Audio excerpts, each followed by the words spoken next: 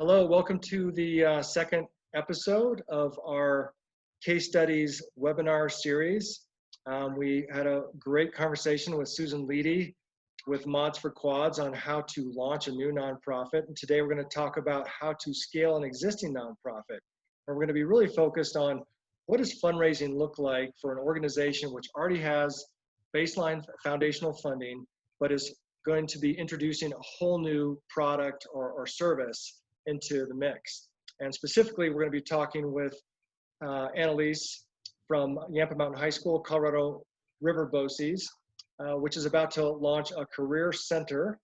And all the money that's going to be required to support this career center has to come from soft funds, that they're not going to be able to use existing foundational funds. But again, we have with us Lisa Raleigh, who comes to us with significant experience both in the public and private sector. I mentioned in the last program about her work with two anchor businesses, Backbone Media and Big Stone Publishing. And of course, her 9 years at the helm of Colorado Rocky Mountain School's development, and did substantial fundraising for that school. So this is very much in her wheelhouse to talk about how to help a school. But again, we're trying to cast a broader lens on what does it mean for that nonprofit that's established to scale with new programs, new ideas. There's definitely it's a different set of things to think about. And then of course, we're lucky to have Chris Carroll with us, our Small Business Development Counsel, to provide the business lens on what are those business skills that could be helpful for a nonprofit looking to scale to the next level. So on that note, Lisa, maybe we could just start off by talking about what are the considerations for an established nonprofit who is looking to launch a new product, a new service. What do they need to think about? It's a great question, and I think every nonprofit is unique in how the mothership is comprised and funded. And so I think in Yampa, you've got a school that's in the public school system that has, and Mike, you can speak to that, federal and state funding revenue per pupil. But the program they're looking at launching, this career and technical center, is going to fall outside of all that funding. And so all of a sudden they have a new baby nonprofit on their hands where they've got to really understand what's that annual budget going to look like. And in the absence of any revenue or federal or state education funding, what is the private sector going to look like for them? And where are the granting opportunities? Where are the individual donors?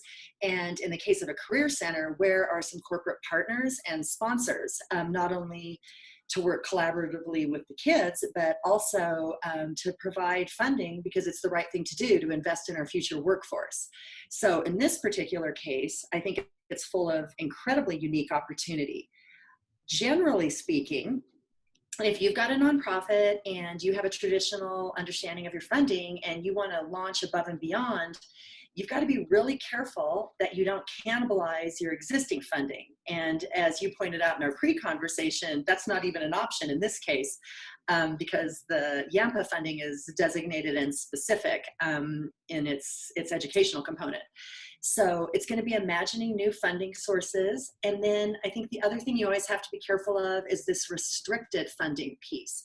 When you launch a new program within a nonprofit and you go out exclusively funding for that, you have to make sure that that money matches with those budget expenditures because you are locking yourself into that space.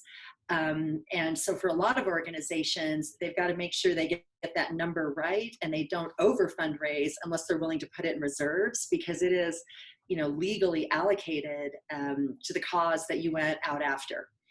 That's great information. I think, and to know that most schools are in this 80 to 90% funding model that comes from the state based on this math formula per student. I think in Colorado, it's around 5,000 to 6,000 per student.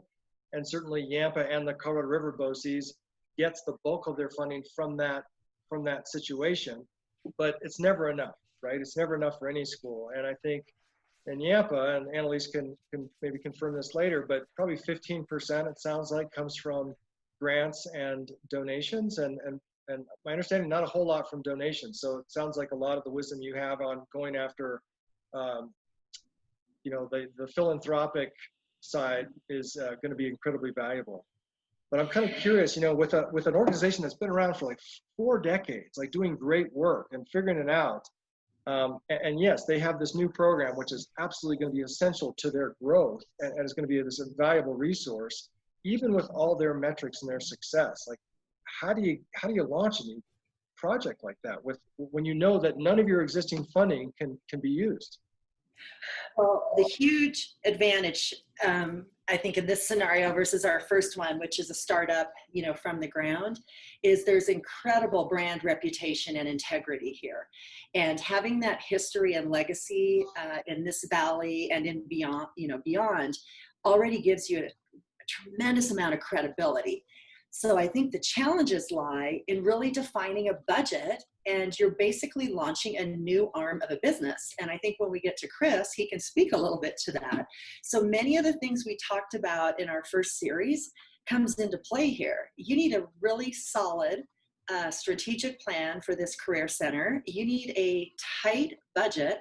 You need a case for support that you can readily articulate. And you need to be really bold and fearless in fundraising for this one, because to your point, it's going to be 100% philanthropic. But the huge, huge advantage is that established, incredibly powerful organization that most people in this valley know about. And that's really going to be a friend when these guys go out and begin that fundraising initiative. I wonder if there are any lessons you could share from your time with CRMS. I would imagine a private school setting certainly has access to more larger donors, and that's a part of that game. Like, they have to sort of build that into their business model from an early stage to go after those funds. But for a public school that has been dependent on public funds for so long, how do they begin to think like a private school? Like, what are some of the strongest lessons from that private school setting that could be taken into this endeavor? It's a great question, and I'll just give some context to how an independent private school works. The majority of the funds do come from tuition, but there is an annual fund every year where you fund 10 to 15% of the budget through charitable contributions. And so this idea, even though you have parents paying for an education in the independent school landscape, it's very common, especially with multi-generational families that have done independent schools before, that the reason independent schools can offer the extraordinary programming and the dedicated teachers that oftentimes spend their whole lives in those settings is through that philanthropic piece.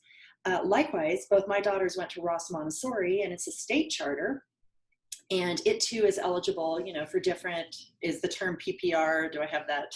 The per pupil fund, but they too have to fundraise the balance, right? If you want to have arts programs and outdoor programs and things that are outside of these tight funding budgets, you're going to do that through philanthropy in your community. And so at Ross, a lot of the the parents, they worked on annual fund committees, and they were tasked with raising a couple $100,000 a year, and they would reach out to granting entities and also to really philanthropic people who just believe in educational choice in the valley. So I think the model is very known and understood, and just the public school system, I mean, with COVID and you see the upcoming budget cuts, this is such a common practice for schools to step in and fundraise the balance. Or you even end up with educational foundations like in Basalt and Aspen that do that to help their own school systems. So you are not in a strange territory. And I think I would even say you're in a pretty fortunate one. When we talk to Annalise and we learn a little bit more about the different demographics they serve and the work that they're doing, there's a lot of interest in funding and helping students that maybe come from tougher economic circumstances or first gen, or they're at risk for other reasons. There's a huge interest in this valley in supporting and funding their success.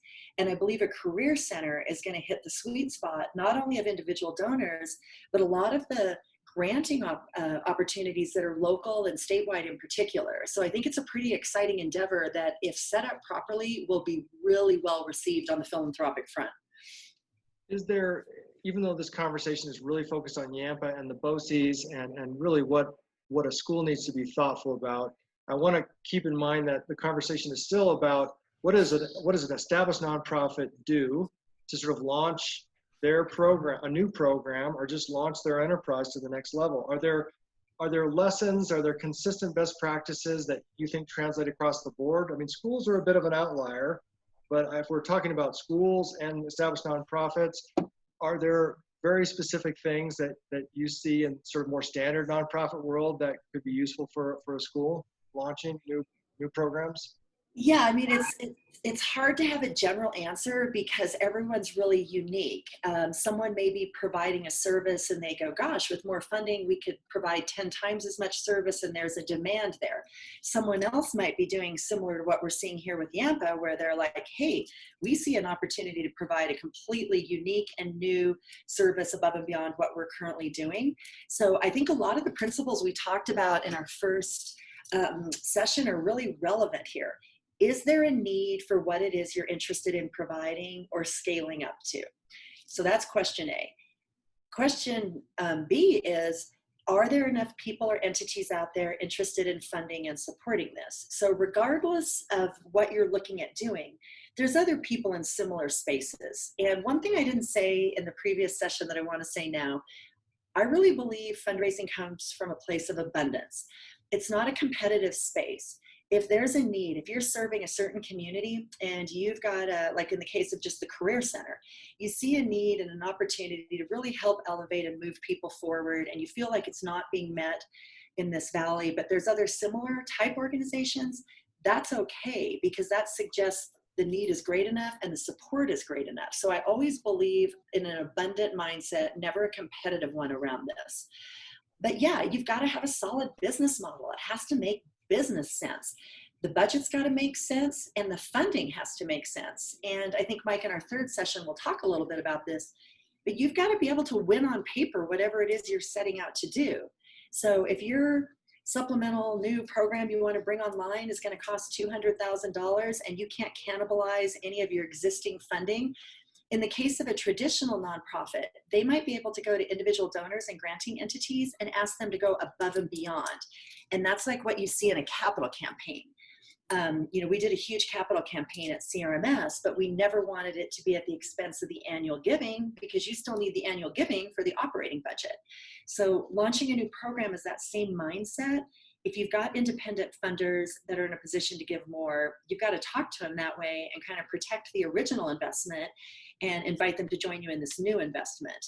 But it's done all the time, because an established nonprofit, much like the case of Yampa or any other example, they have the benefit of they already have a base, and they already have a donor base, and they have a reputation to operate from. And I think those are real assets when you look at expanding programming. The last episode, we talked about storytelling and how that's such a critical piece. But what we didn't talk about is how data is such an important part of that story. And I imagine as these nonprofits get larger and have that proof of concept, data becomes even more important. But curious, how do you tell the story when you've definitely got data to share, but you really don't have data around the new concept? How does data play into the storytelling? Yeah, and I think let's use this example so I can be more specific than generic, but I think it applies anywhere. You've got the data of the original organization. You've got the impact, you've got measurable impact. You're able to speak to the demographic that you're serving, and you've got this parallel data because you've been in this space. I think then in the case of like even a career center, this is not the first career center on the planet. So I think being able to tell the story by looking at other places, other models, and just being able to show an impact. So your storytelling is partially based on your history and partially aspirational. But once again, you're coming from a place of credibility if you have a strong reputation. And I think people will be more generous with you in that space, both generous in assumption and generous in giving, if they know your integrity and your work and your results in your primary space. It's easier to come from this space, in my opinion, than a straight up startup. Okay. Well, on that note, let's transition and introduce Annalise, who's been with Yampa Mountain High School and the Colorado River BOCES for several years now, wearing a number of different hats. And I think I've certainly been grateful to see how Annalise works. She's one of those rare individuals that is not only capable of wearing many different hats, but wears them all quite well. Maybe, Annalise, you can give us a brief snapshot of some things that you do under the Yampa BOCES roof, but also maybe then speak directly to this career center. My understanding is, as Yampa has evolved, it's become clear that this at-risk student population, which typically doesn't go to college, yeah, sure, there's a handful of kids, that there's really been a need for quite some time to develop clear career pathways, and that this career center would offer these kids a chance to sort of get into the workforce sooner than later, get into a variety of internships, traditional, and almost like rethinking vocational education, that back in the day when plumbing and automotive was a big part of vocational ed. Now you can layer in technology, product innovation, renewable energy. There's a lot of great careers out there that you could get started in with just like a 6 to 12 month training program. But I guess on that note, tell us a little bit about the work that you're doing at Yampa, and then about the vision of the Career Center. Sure. So I've been at Yampa for about 9 years now. I'm a special education teacher by license. And I started in one of the programs at Yampa, which is a self-contained classroom, a special education classroom. And through my transitions, I currently am a teacher and student advisor for our Dropout prevention program specifically. So Yampa has 4 programs. They have their alternative high school, their general alternative high school. They have a teen parenting program, which also has an infant and toddler room and services teen parents. The self-contained classroom that is really an arm of that Colorado River BOCES piece. And then the dropout prevention program. So most of the students that I work directly with have already dropped out of school once, and I've pulled them back into the school to figure out a way for them to graduate, because we know that they have much better success in life with a high school diploma than without a high school diploma. The population that we serve in particular is not always that population that we see going off to the 4-year colleges or even the 2-year college to get an associate's degree to then move on. Most of them are already part of the workforce while they're in high school. There's a need for many of our students to help contribute to their families. And so being able to provide an opportunity for them to learn a trade while in high school is a pretty phenomenal opportunity, and something that I'm fairly passionate about myself. I am in the process of getting an educational specialist degree, giving myself a principal's license and a SPED, director's, administrator's license. And through that process, one of the things that I've become quite aware of is my passion for this vocational technical education that is lacking, not necessarily just in our community, but all over the country. And so I think that the career center that we are talking about opening would be state of the art and a model for lots of different communities to look at as a way to better serve the student populations that aren't destined to go to college.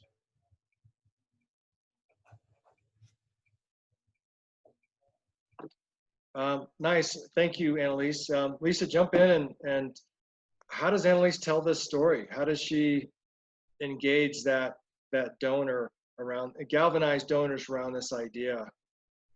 Yeah, Annalise, that was such a beautiful explanation. I think the story's going to tell itself. You guys are doing such great work, and I think, having met you and Sierra and just the dedicated people at Yampa, who's ever on the front line of telling this story and advocating for funding, I think is going to be met with tremendous success because of the passion, authenticity, and the incredible work you're doing, right here in our own valley. So I think the challenge and the opportunity is going to be to really, whoever is the executive director of this center is going to have to come to it with a huge fiscal mindset and recognize, much like we were talking in the earlier session, that person is the CEO of this center, and they've got to wake up every day imagining how to fund it, and once the budget is in place, to have a really bold, aggressive plan and be very creative and thoughtful in who the funding sources are. Without a doubt, in this valley, we're so fortunate. There's a lot of philanthropy here, hence there's a lot of nonprofits. Tons of granting opportunities right in our own backyard, and this will fall in the sweet spot of many. Also a lot of state opportunities, and I'm sure in this case could actually easily move into federal. So I think the granting side of things, I think the individual donor and or their family foundation is another huge space. And then I also think these corporate partners, because when you start talking about workforce, and because we have so many amazing organizations and companies in this valley that are really philanthropic in their backyard, this is a no-brainer lineup. So a highly strategic person treating this business with a real philanthropic lens, I think we'll have no problem telling this amazing, impactful story. Because the story, I mean, just listening to Annalise's explanation right there, like moves me. The story is beautiful. Thanks. Annalise, what are some of your questions? Well, I guess the biggest question that I have is, I've heard you mention like a baby nonprofit. So when going to get, corporate sponsorships and or partners, are we creating a separate nonprofit for this career center, or is it a program within Yampa Mountain High School? Because does that make a difference when getting those grant monies? Not on the asking end. It's going to make a difference on the internal end. So that'll be between you guys, your current governance, and however the Career Center fits legally into your construct. But in terms of reaching out to entities, no. I mean, Mike, I'm assuming, knowing very little about Yampa's structure, that this is a charitable contribution to whomever makes it. Yes, yes. Okay. So yeah, and I think the even more complicated question is being pretty bold and fearless in that space. Like, let's just talk about business sponsorship in this valley. There are a lot of really generous companies. The banks come to mind. I mean, Alpine and First Bank alone, just here in Carbondale, they are so incredibly committed to investing in this committee or in this valley up and down. But it's got to be timely, it's got to be professional, you've got to be on it, and so I think back to this business model, and I think Chris will speak to this, the more tightly you run this center as a business, and the more professionally you speak to people about this philanthropic investment and the impact, and make a really strong case for support. I think when it comes to corporate partners, and I'm using corporate for any business, someone might be small and may not view themselves as a corporate partner, but a business partner. I always think first, is there a return on their investment? Because I want to be really thoughtful to the businesses in this valley, and I'm so appreciative of their philanthropic support, but I also want to try to give them a return. So you guys might think really thoughtfully. You might create different sponsorship levels, and you may actually have some title sponsors that get recognition wherever you go. You might even have a naming right on that center. You might find someone to underwrite it, and you would have to decide what that level is. Someone makes a $50,000 a year contribution or $100,000 a year. Maybe it's there. I mean, I know it's held in Yampa, but much like you see up at CMC, they've got some beautiful buildings that were brought by really generous individuals and organizations, and those building names reflect that. And that's a way that the organization can say thank you and show the community that support. Lisa, I'm curious too. You've given me and so many people great advice on the art of the story, and how it's not about leading necessarily with this great testimonial or all this data, but it's more about asking questions and trying to ascertain philanthropic philosophy. Could you speak to that process? Because that was a game changer for me, and I'm sure Annalise would benefit from that advice.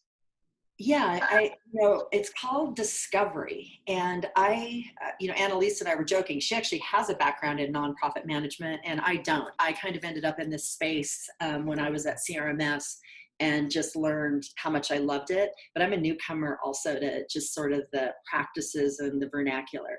But what I learned early on was, when you're sitting down with someone philanthropic or a granting entity or a business, it's not you going in and hard selling them on what it is you have.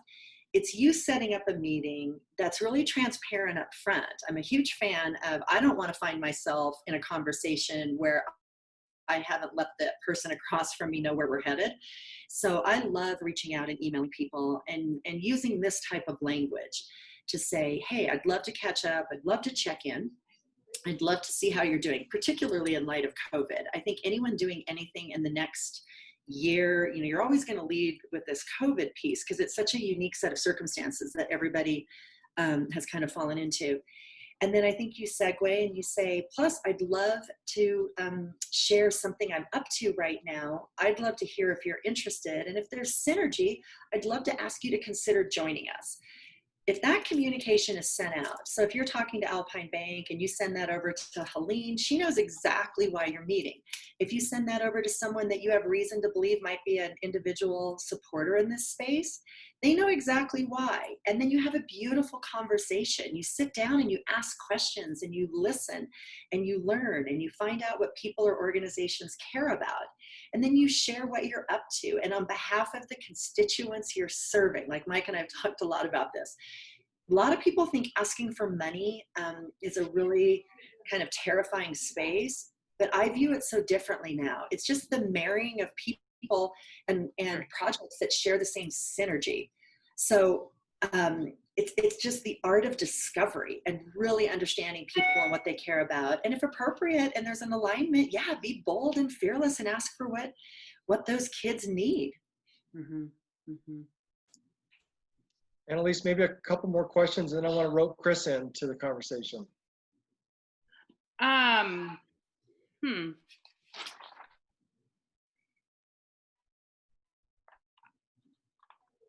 don't know, Mike, exactly what questions you need me to ask. I agree a lot with what Lisa's saying and what she's talking about. That discovery piece is huge. And, I know for us as we're going out, that we can't take it personally, like it really is part of that discovery piece.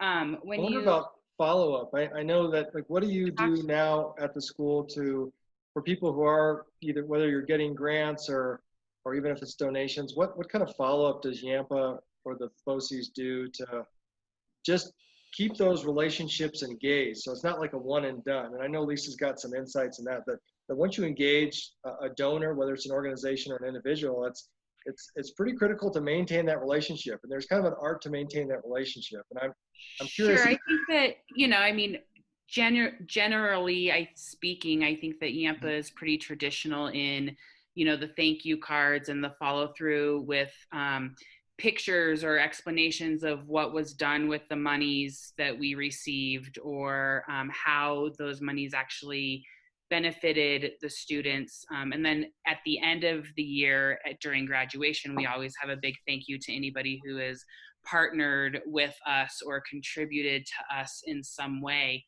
But, I'm not aware of or think that we do any sort of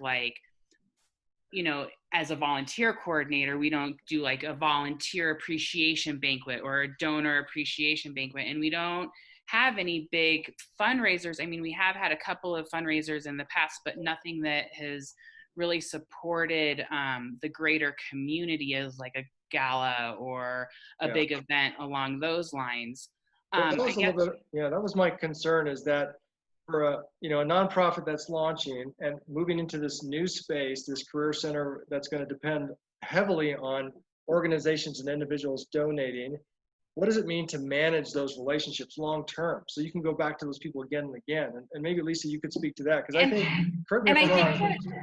I think that my question goes along with that. I have an understanding of us creating a capital campaign, to like start off our nonprofit or to get this career center started. But then how do we go about like selling it long term and maintaining, like when we're asking for those donations, are we asking for a multi-year contribution for sustainability purposes?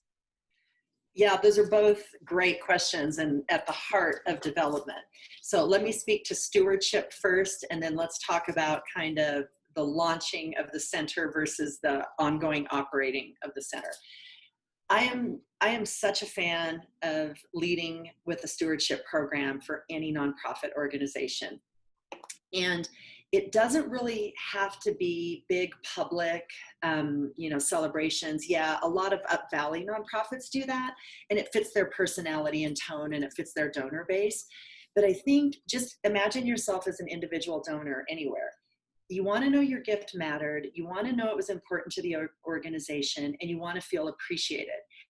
And that doesn't happen organically in a busy outfit. So let's just imagine a day in the life of Yampa launching the Career Center. People are working, morning, noon, and night. They're going in every direction. And so you've got to create a really thoughtful, intentional stewardship plan, and you need to execute it. Like, you need to build it into your to-do list like you would just like asking for money. You need to make sure you're thanking people for money. And I do a lot of work with my clients on this front, because there's some pretty simple practices. The second you receive a gift from any entity, you pick up the phone and you call them. Because if you want to make someone feel incredibly valued, so let's imagine that there's an online fundraising component to this center, and you either do some crowd funding, or you have an email drive around making a contribution through your website. If you want to make someone feel really valued, and you catch them in the moment of giving, because it's a proven fact you have an endorphin high when you give. And if you're acknowledged while you're feeling that, that just settles in so much better as a donor. You're like, wow, they noticed and they called me right away. Holy cow, that feels really good. If you don't do that, if I make a gift, and by the way, online giving, the minute I make that gift, I know you got pinged, right? That's how that works. And I'm like, if I don't hear from you day 1, day 2, day 3, I'm almost starting to develop some animosity now, right? My feel-good moment, my endorphin high, went to something that's now starting to annoy me. So if you can catch people in the moment.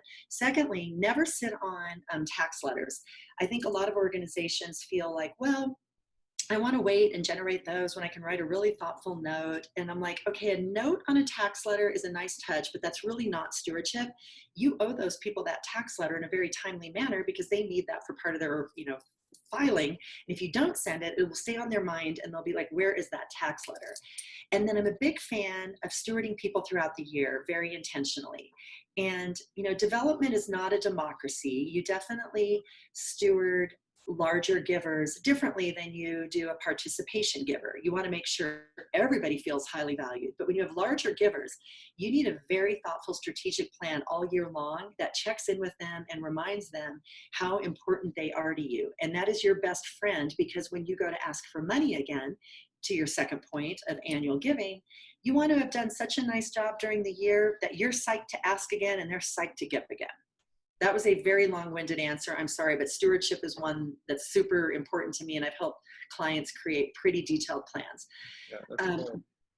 Annalise, your question was great. Yeah, so, I don't know if capital campaign is the right word, because part of what you're doing is developing new programming. So, a capital campaign typically involves facilities are being built, like infrastructure is being built, and someone is funding infrastructure. Not knowing how the center, where it's going to live and operate, and if it's going to take place in existing buildings that other, partner organizations have. But yeah, you have this launch year, you have this inaugural year, right, where you're getting something off the ground. And there'll be a lot of excitement and enthusiasm around that. But I would argue, if you steward those donors very well, those early lead donors that make significant contributions, then before the year is over, you then approach them and talk to them like, listen, thank you so much for getting us off the ground. We could have never done this without you. Now, can we talk about the ongoing sustainability? We'd love to invite you and have you as a partner. And your multi-year question is brilliant. People have legacy organizations, or I don't mean legacy in plan giving. I mean, like visionary societies, people that just say, yeah, I'll give you $1,000 every year for the next 3 years or the next 5 years. And you kind of build that in, and that makes it much easier as long as you're stewarding them. You're not having to start over every single year to meet your budgetary needs. Nice. Chris, this would be a great time to sort of weigh in. I think we've seen real value in sort of bringing the business lens into play. And Chris, I know we spoke a lot about lean canvas model as sort of a great tool for those early stage nonprofits. But it feels like for Annalise and the Career Center, that go-to-market strategies might be more appropriate. Maybe you could speak to some of the tools that you use with the businesses that you coach that are kind of that next phase, and they're actually scaling as opposed to launching. Yeah, thanks, Mike. Yeah, hi, Annalise. Nice to meet you, and really interesting to hear about this. And looking into BOCES and hearing Lisa's take on the nonprofit side in the business lens, it really seems like a great opportunity in that you've got an established brand. I look at, I've got limited experience in nonprofit, but I have run a nonprofit organization. And in that time, I realized, of course, it's, I still had to create a budget and meet it and, pay coaches and professional services. And we had to make ends meet as an organization. But, it's the same in conventional business. But it seems like what I would look at as a sub-branding opportunity, essentially, and the fact that you've got this great established brand, plus it's affiliated nationally. So the scope for having a real impact it's already in place. The potential is there. But I would, as far as the technicalities and how you separate your books is one question, but I think, looking at a bigger picture view in terms of the branding, I would get really excited in your position just at the opportunity to leverage the strength of the brand, the legacy of the brand that you've built, and to build on that. I mean, I guess the analogy I might use in the regular business world that maybe you could relate to is, Burton Snowboards. You've probably heard of these guys, right? So they wanted to reach different markets. They created several different brands to do that. Gravis Footwear was one of them. They own that, but all of a sudden they're in this footwear space that, and again, I'm making an analogy to different businesses, but in this case, it could be a whole new customer base, which is what they're after. For you, that would look like kids that are looking for career opportunities, educational opportunities. These are your customers, the people you're serving. And I think that's one of the things I'm, getting out of listening to Lisa's perspective on the nonprofit space is really there really isn't much of a difference in terms of, it's semantics, really. The people you're serving are your customers. In fact, it might serve the conventional business world well to look at their business through the nonprofit lens, because I think now you're looking at business as a whole and really having to or being called to answer the question of how are they serving the community, especially now with the COVID situation, where all of a sudden it's become really apparent, are you essential or not? That also brings me, the go-to-market strategy. Of course, now the landscape's shifting a little bit, with these new opportunities, new challenges and opportunities. So, I guess a question for Lisa too on that is, what new emerging opportunities are there in the fundraising space in terms, there's, for people to have an impact in ways that maybe they hadn't.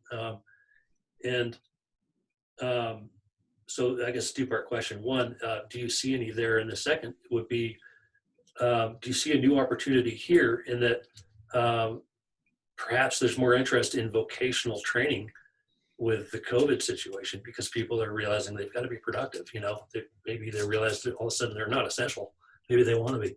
I think there's also a much bigger, and this is where also the second part of this question, Lisa, is does it help on the fundraising side to pull back and have a larger vision? I mean, sometimes you can go too big and people, blow people out of the water. But in this case, I think it's a real legitimate potential to, if it works here, why wouldn't it work at all the other BOCES organizations?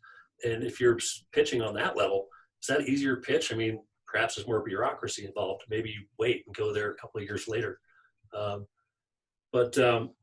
So Chris, if I'm understanding you, that maybe, because again, I think I've been scratching my head, like this isn't like your typical revenue model. So a lot of the go-to-market strategies are about how do you create revenue ASAP, and yet maybe is revenue potential if you do steps outside the box, whether it's consulting or working with other BOCES to sort of launch their own career centers, that maybe there could be some revenue realized from that. Is that partly what you're suggesting?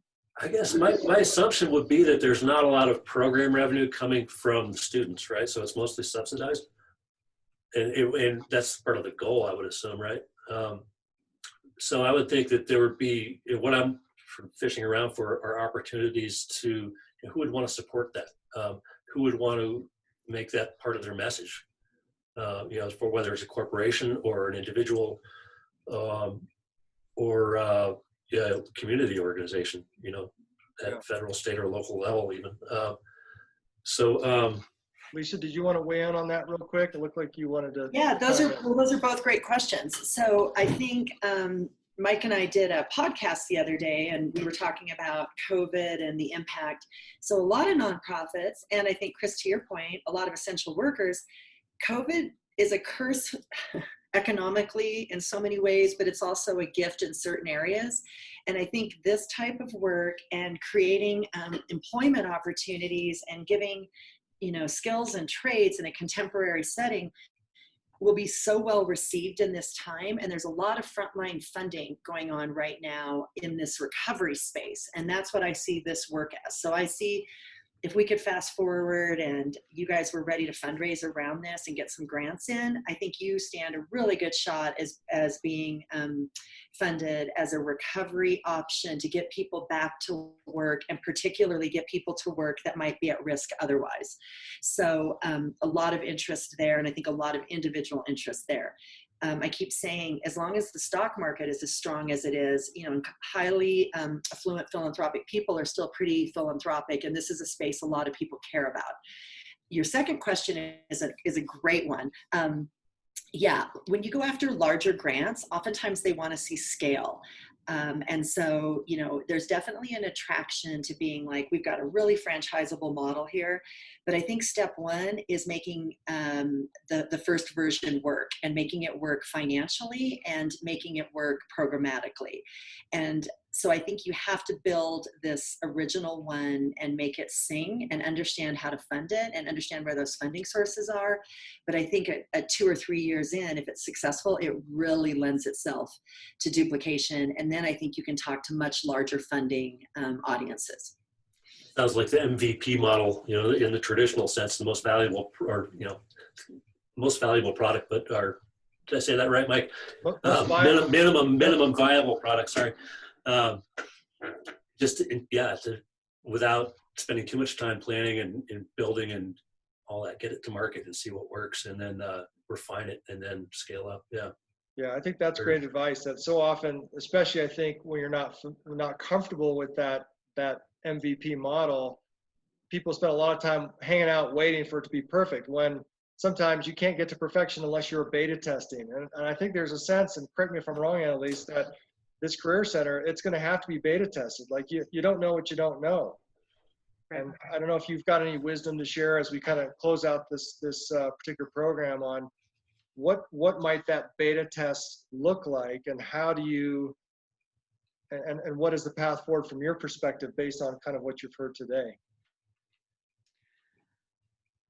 Well, I think that the important part for us is that sponsorship, or those partner organizations, and seeing how we can really maybe even put out some questionnaires as to how the career center can actually help the community and with those relationships. Like, is it the mechanics that need help? Is it the electricians that are looking for apprenticeships?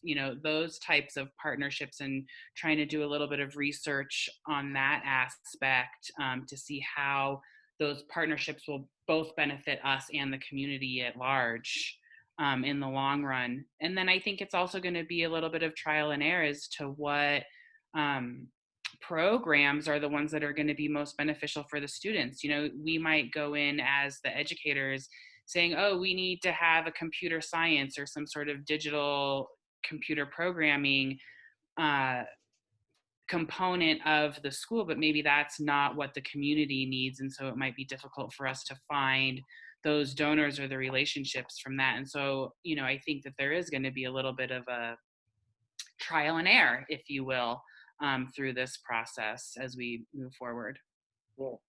Well, I appreciate everyone's time. And I guess, Lisa, I'd like to let you have the last word. Any final words of wisdom for Annalise as she embarks on this next great journey?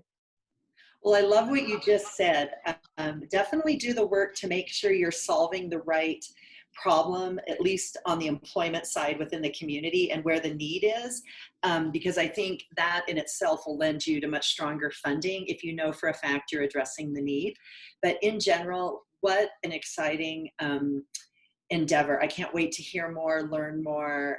You guys do such amazing work, and I think this is just an incredible chapter that you're adding to who you are in our community and just serving us so well. So a huge amount of gratitude for all you guys do, and wish you a tremendous amount of success. Thank you, Lisa, and thank you for your time and all your words of wisdom. Appreciated. And thanks everyone for joining us on another issue of Case Studies. This is the second in a series of 3 looking at nonprofits, from launching to scaling to established nonprofits that are in a high growth phase. So we appreciate everyone's time. Again, you can reach Lisa Raleigh through COVENTURE. Our website is coventure.io, and you can reach me directly at mike@coventure.io. Certainly, I can also put you in touch with Chris Carroll, our SBDC consultant, if you're looking for more business skills and business coaching. But Annalise, we wish you the best, and thank you everyone for being on today's program. We'll see you around. Thanks.